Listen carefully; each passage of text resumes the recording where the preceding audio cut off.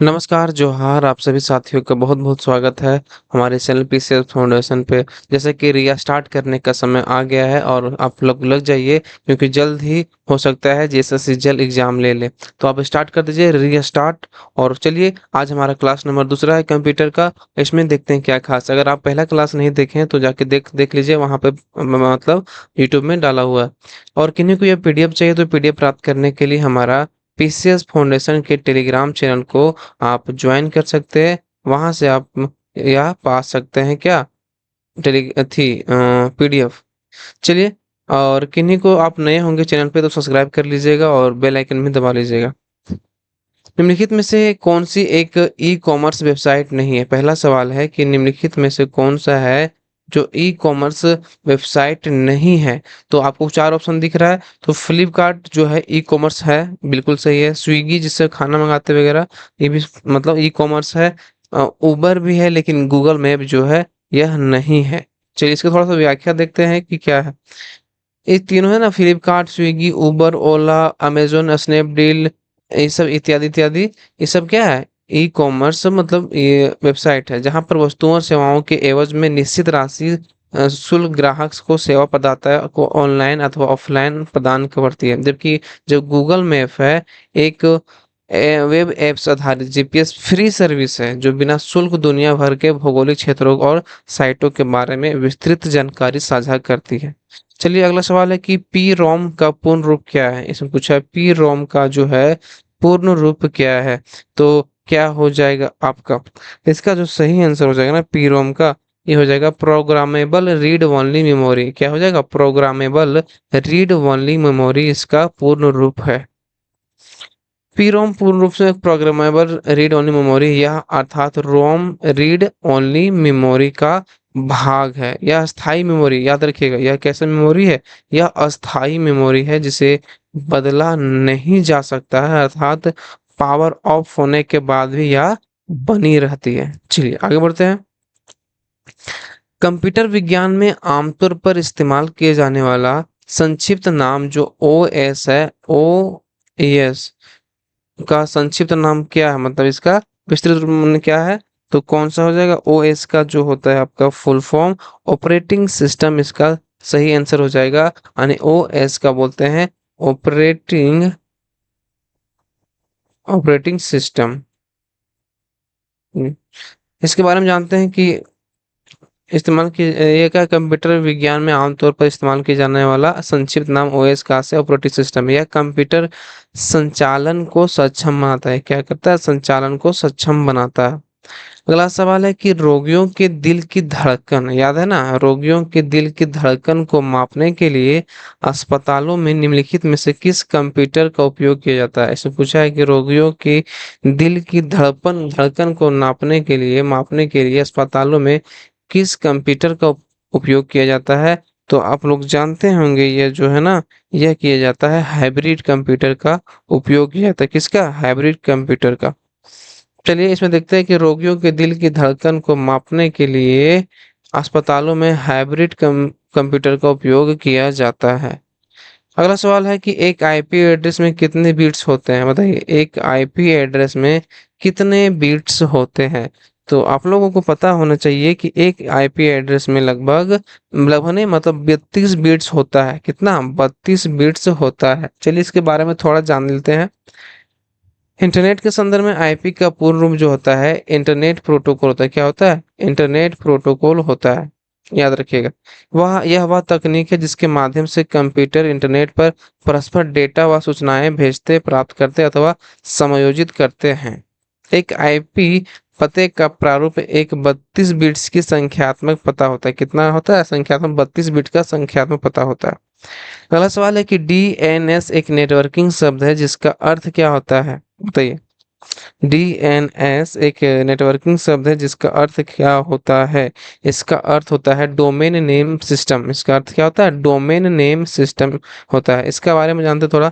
DNS का अर्थ domain name system है। यह इंटरनेट का एक हिस्सा है। यह एक इंटरनेट का एक हिस्सा है जो संख्याओं को नामों से मैच करने का तरीका प्रदान करता है। जो संख्याओं से नामों का मैच करने का तरीका प्रदान करता है। इंटरनेट से जुड़ा कोई भी एड्रेस संख्याओं से बना इंटरनेट प्रोटोकॉल आईपी एड्रेस है। अगला सवाल है कि जेपीईजी का असंक्षिप्त रूप क्या है? इसने पूछा है जेपीईजी का असंक्षिप्त रूप क्या है? ये जो हो जाएगा इसका सही आंसर हो जाएगा ज्वाइंट फोटोग्राफिक एक्सपर्ट्स ग्रुप। कौन सा? ज्वाइंट फोटोग्राफिक एक्सपर्ट्स ग्रुप इसका असंक्षिप्त रूप है। चलिए, ये जो है ना जेपीजी का पूर्ण रूप क्या जान गए आप? या एक कंप्रेस्ड इमेज फाइल का प्रारूप है, या कंप्रेस्ड इमेज यानी फोटो का प्रारूप है। अगला है सूचना एवं संचार प्रौद्योगिकी के क्षेत्र में एफडीडी का जो है पूर्ण रूप क्या है? इसे पूछा सूचना एवं संचार प्रौद्योगिकी के क्षेत्र में एफडीडी का जो है पूर्ण रूप क्या है? तो एफडीडी का पूर्ण रूप है floppy disk drive. Floppy disk drive इसका पूर्ण रूप है। देखिए FLOPPY डिस्क ड्राइव। चलिए अगला बात किसके बारे में जानते हैं कि एफडीडी एक ट्रांसमीटर विधि है जो अपलिंक और डाउनलिंक के लिए अलग अलग चैनलों का उपयोग करते हैं। इस एफडीडी क्या है? ट्रांसमीटर विधि है। क्या है? ट्रांसमीटर विधि है जो डाउनलिंक के लिए अलग अलग चैनलों का उपयोग करती है। चलिए अगला सवाल को देखते हैं। निम्नलिखित में से कौन सी कंप्यूटर लाइन का उपयोग डेटा ट्रांसफर के लिए किया जा सकता है? इसमें पूछा है कि निम्नलिखित में से कौन सी कंप्यूटर लाइन का उपयोग डाटा ट्रांसफर के लिए किया जा सकता है? तो आप लोग जानते होंगे कीबोर्ड सीपीयू प्रिंटर तो होगा नहीं, इसमें जो मॉडेम है ना, मॉडेम का जो उपयोग है डेटा ट्रांसफर के लिए किया जाता है। मॉडेम मॉड्यूलेटर डिमोडुलेटर का संक्षिप्त रूप है। यह एक ऐसी युक्ति है जो किसी आंकिक सूचना को मॉड्यूलेट कर एक एनालॉग रूप प्रारूप भेजती है। तो एनालॉग सूचना को डिमोलेट करके डिजिटल रूप में करना, इसका क्या है? इसका काम ही है मतलब एक दूसरे से एक्सचेंज करना। अगर आंकिक सूचना हो मॉड्यूल करके क्या बोलेगा? एनालॉग में बदलेगा। अगर एनालॉग सूचना हो तो डेमोलेट करके डिजिटल रूप में ग्रहण करता है, या किसी संचरण के माध्यम और आंकिक मशीनों के बीच का संचार संबंध स्थापित करती है। चलिए आगे बढ़ते हैं। कंप्यूटर के द्वारा प्रयोग किए जाने वाले डाटा और प्रोग्राम कहाँ स्टोर होते हैं? पूछा है कंप्यूटर के द्वारा प्रयोग किए जाने वाले डाटा और प्रोग्राम कहाँ स्टोर होते हैं? बताइए। ये जो होते हैं ना, ये स्टोरेज में जाके स्टोर होते हैं। चलिए अगले इसके बारे में जानते हैं थोड़ा। स्टोरेज ऐसी जगह है जहां कंप्यूटर द्वारा उपयोग किए जाने वाले प्रोग्राम और डाटा उपलब्ध होते हैं। इसमें फाइलों को आंतरिक रूप से अपने कंप्यूटर पर रखने के साथ-साथ मीडिया को बैकअप, ट्रांसफर और डाटा को इकट्ठा करना इसमें शामिल होता है। चलिए आगे बढ़ते हैं। निम्नलिखित में से कौन कंप्यूटर नेटवर्क नहीं है? इसमें पूछा है कि ये जो 4 ऑप्शन दिया हुआ है ना, इसमें कौन है जो कंप्यूटर नेटवर्क नहीं है? तो वाइड एरिया नेटवर्क तो है, लोकल है, मेट्रोपॉलिटन एरिया, लेकिन पर्सनल नेटवर्क जो है ना, यह कंप्यूटर नेटवर्क नहीं है। अगला माइक्रोसॉफ्ट वर्ड में फ़ॉन्ट शैली, आकार, फ़ॉन्ट का रंग आदि का विकल्प होते हैं। कहाँ पे विकल्प होते हैं? ये किस विकल्प होते हैं? ये होते हैं कैरेक्टर फॉर्मेटिंग के जो है विकल्प होते हैं। कैरेक्टर फॉर्मेटिंग, जैसे कि यहाँ पे ऊपर देखिएगा ना, यहाँ पर सब कॉलम कॉलम बाय बना रहता है। इसमें है माइक्रोसॉफ्ट पावर पॉइंट एक सॉफ्टवेयर है जिसका प्रयोग किसको बनाने में किया जाता है? बताइए। माइक्रोसॉफ्ट पावर पॉइंट जो है ना, MS पावर पॉइंट, इसका उपयोग प्रयोग बनाने में किया जाता है। किसका बनाने में किया जाता है? यह बनाने में किया जाता है मल्टीमीडिया प्रेजेंटेशन को बनाने में यह प्रयोग किया जाता है। इसके बारे में थोड़ा जान लेते हैं कि MS पावर पॉइंट का इस्तेमाल डिजाइन, एडिट, मल्टीमीडिया प्रेजेंटेशन को बनाने में किया जाता है, जो स्लाइड्स में आता है, और प्रेजेंटेशन को क्वालिटी और प्रभावशीलता बढ़ाने के लिए ग्राफिक्स, एनिमेशन, ध्वनि इत्यादि जैसे सुविधाओं का संयोजन करता है। क्या करता है? यह सुविधाओं का संयोजन करता है। अगला सवाल है कि अल्टा विस्टा क्या है? तो अल्टा विस्टा जो है एक प्रकार का सर्च इंजन है। क्या है? अल्टा विस्टा एक प्रकार का क्या है? सर्च इंजन है। अल्टा विस्टा सर्च इंजन था, यह क्या? अल्टा विस्टा एक सर्च इंजन था। यह 2003 में यह याहू द्वारा खरीदा गया था। अब बाद में 2013 में यह याहू ने इस सेवा को बंद कर दिया। याहू के द्वारा 2003 में खरीदा गया था और 2013 में इसको बंद कर दिया गया। अगला सवाल है कि कंप्यूटर मेमोरी के उस क्षेत्र को क्या कहा जाता है जहां बार बार एक्सेस किए गए डेटा को तेजी से एक्सेस करने के लिए स्टोर किया जा सकता है। इसमें पूछा है कि कंप्यूटर के उस क्षेत्र को क्या कहा जाता है जहां बार बार एक्सेस किए गए डेटा को तेजी से एक्सेस करने के लिए स्टोर किया जा सकता है। तो बताइए इसका सही आंसर जो हो जाएगा, एक कैश मेमोरी जो होता है ना, यहाँ पर स्टोरेज CACH, इसको क्या बोलते हैं, कैश मेमोरी बोलते हैं। कैश स्टोर किया जा सकता है।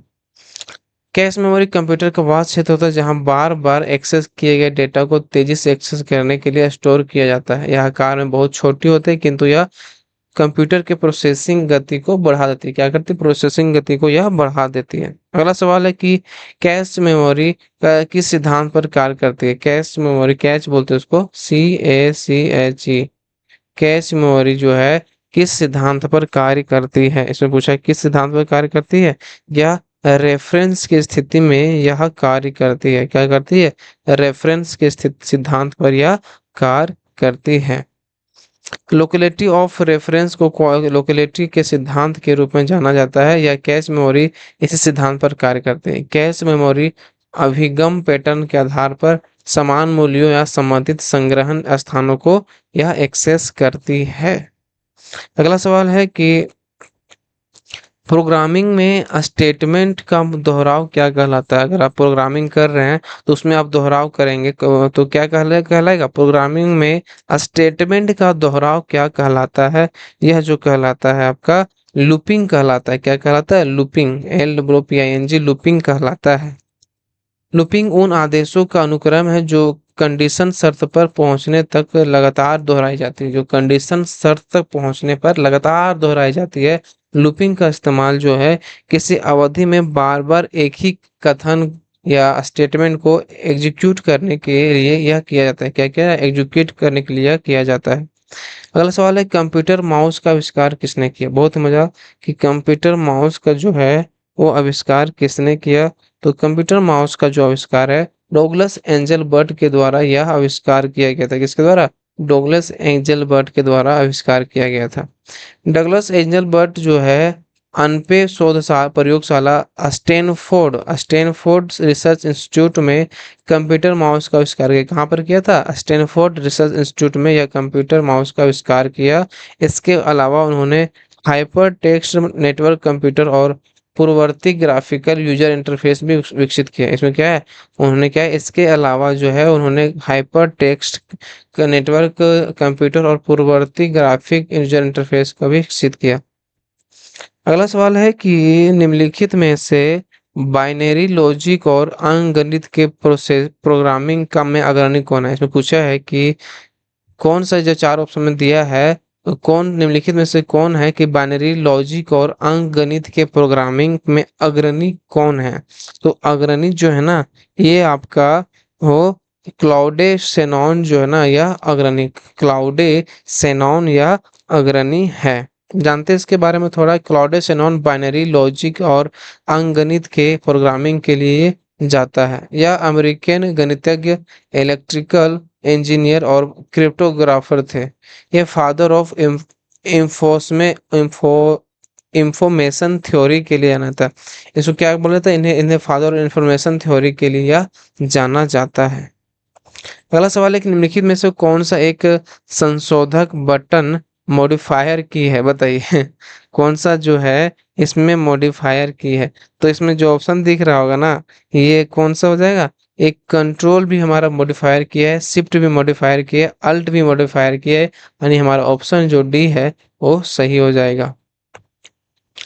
एक मॉडिफायर की वह होती है जिसका उपयोग जो है दूसरी की के साथ किया जाता है। जैसे अल्ट F4 दबा दे शटडाउन वहां पर आ जाएगा, अल्ट शिफ्ट विंडो 4 दबा तो बहुत चार आ जाएगा। इसको क्या बोलते हैं, जब दो बटनों का एक साथ प्रयोग किया जाता है उसको मॉडिफायर की कहते हैं। एक साथ कई महत्वपूर्ण कार्य कीबोर्ड शॉर्टकट और अन्य कमांड करते हैं। उदाहरण के लिए अल्ट, कंट्रोल, शिफ्ट और विंडोज भी मॉडिफायर की है। चलिए आगे बढ़ते हैं। एम-आई-सी-आर के असंक्षिप्त रूप 1 का अर्थ है। इसमें पूछा है एम-आई-सी-आर के असंक्षिप्त रूप 1 का अर्थ है।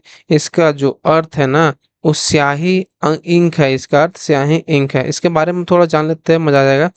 एमएसआई आर का पूर्ण राफ है मैग्नेटिक इंक जो एक कैरेक्टर। इसमें क्या पूछा है? एम-आई-सी-आर में आई का अर्थ क्या? वन सॉरी, आई का पूछा है। तो आई का क्या अर्थ है? तो स्याही यानी इंक है।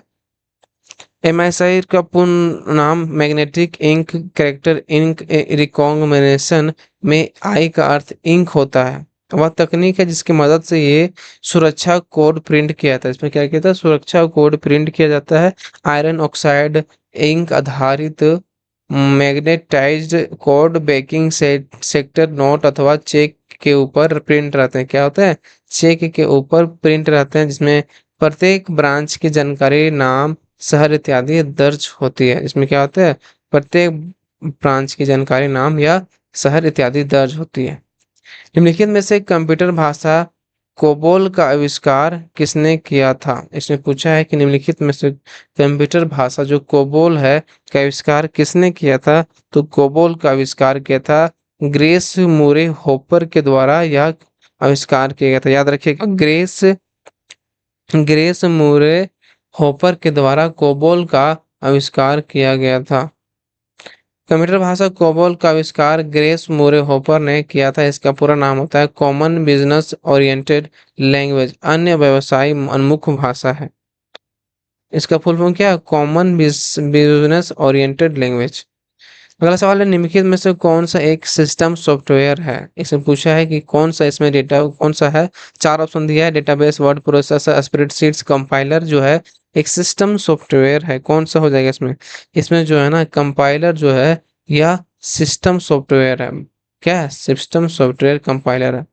चलिए आज का लास्ट सवाल को इसको जानने से पहले इसके बारे में जानते हैं। सिस्टम सॉफ्टवेयर में एक प्रकार का कंप्यूटर प्रोग्राम है जिसे कंप्यूटर हार्डवेयर और एप्लीकेशन प्रोग्राम चलाने के लिए डिजाइन किया गया है। यह जिसे BIOS, assembler, compiler, debugging system, utility इत्यादि जो है ये क्या है? ये मतलब कंपाइलर जो है ये सब क्या सिस्टम सॉफ्टवेयर एक प्रकार का है। अगला है 25। अगला लास्ट सवाल है कि निम्न निम्न में से कौन सी अति उच्च गति वाली सेमीकंडक्टर मेमोरी है? निम्न में से कौन सी अति उच्च गति वाली सेमीकंडक्टर मेमोरी है जो सीपीयू को गति दे सकती है? निम्न से पूछा है कि कौन सी अति उच्च गति वाली सेमीकंडक्टर मेमोरी है जो सीपीयू को गति दे सकता है? तो कौन सा हो जाएगा? ये जो है ना ये मुख्य स्मृति जो होता है, मुख्य स्मृति क्या होता है? ये होता है कैच मेमोरी। सॉरी, ये मुख्य स्मृति इसका सही आंसर हो जाएगा। पूछा है कि उच्च गति वाली सेमीकंडक्टर मेमोरी है जो सीपीयू को गति दे सकता है, तो कौन हो जाएगा? मुख्य स्मृति। इसके बारे में थोड़ा जानते हैं कि कैश मेमोरी एक विशेष प्रकार की तीव्र गति की मेमोरी होती है जो कंप्यूटर प्रोसेसिंग को गति बढ़ा देती है। Cache memory